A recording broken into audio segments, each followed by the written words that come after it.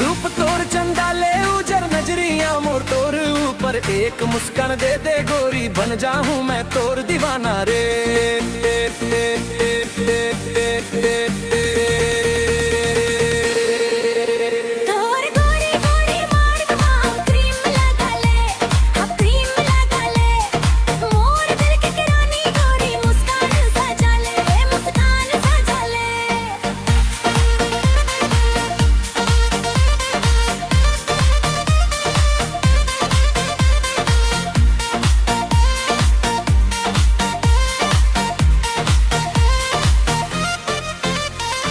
रंग बिरंगी लुगरा पहिरे गजरा के महक बिखराए तोर चाल ला देख देख के मोर मन हर गीत गुनगुनाए।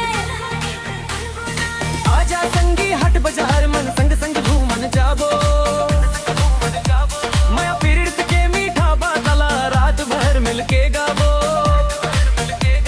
और गोरी गोरी गाल माँ क्रीम लगा ले और क्रीम लगा ले मोर दिल के रानी गोरी अपन बना ले अपन बना ले।